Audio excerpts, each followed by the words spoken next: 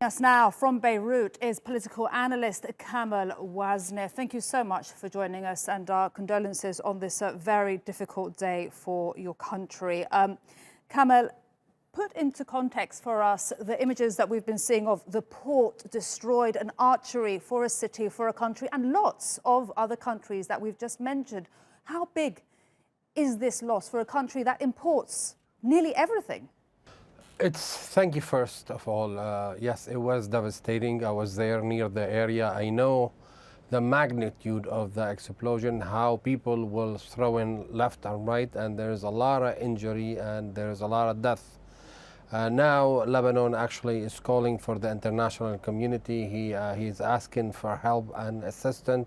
The international community has come. There is some announcement from many countries providing or said they will provide help. Actually help, that's what we need right now. We've been working with the IMF, we've been working with the World Bank, we've been working with the international community to restructure our economy and to put a new spin in our economy. Of course, things were going slow, our debt is very high, but I hope that what we have, this country has been resilient, will continue to be resilient. We've seen war, but really this has been the worst that I have ever seen in my life. I've been to war all my life.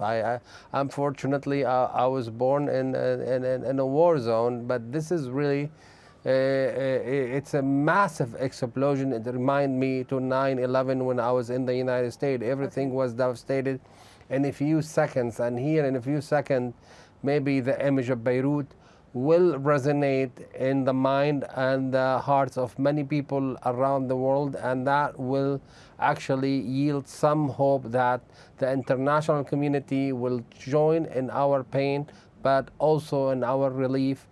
Lebanon need the help at this moment with COVID. Basically, without the international community, maybe we will walk weak in rebuilding what it has been destroyed. Kamel, I want to go back to my first question about the potential humanitarian disaster that is looming here with the loss of your port, and also Beirut's governor saying that the damage caused is around $3 billion. So how much of a disaster is this on a humanitarian angle? And also, where does Beirut, Lebanon, get the money to rebuild? Well, that's what I said from the beginning. I know we don't have a lot of money to go around. We are, before the explosion, we've been experiencing a huge deficit, defaulted on our obligation to the international community. We've been working very hard to rebuild the financial sector, to address some of the economic issue, working with the international community.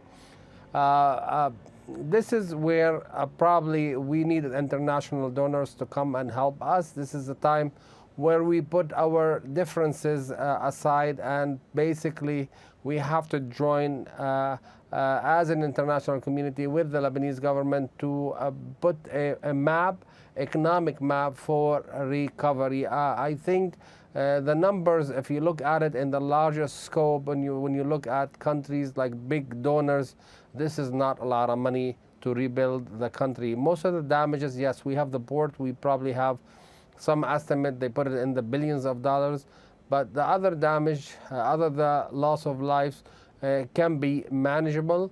But in the end, we need a major assistance, and I think that assistance is not very hard for if the international community come along and deliver what is needed right now. Right now, I think they've been helping with supplying probably some materials for shelter and medicine, because we are short on that. We had like 4,000 people injured at one time. We don't have the capacity for it.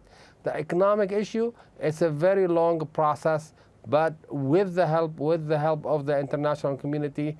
I know there is a meeting at the UN today or tomorrow. Basically, we are counting on the international community. Otherwise, we in a process of a difficult position. We in a hole. We have to come out but eventually this is an important port. We have to rebuild it. It will take some time to do that. We'll have to leave it there. We've run out of time. Thank you so much, Kamel Wazne, for speaking to us on this very difficult and dark day for Lebanon.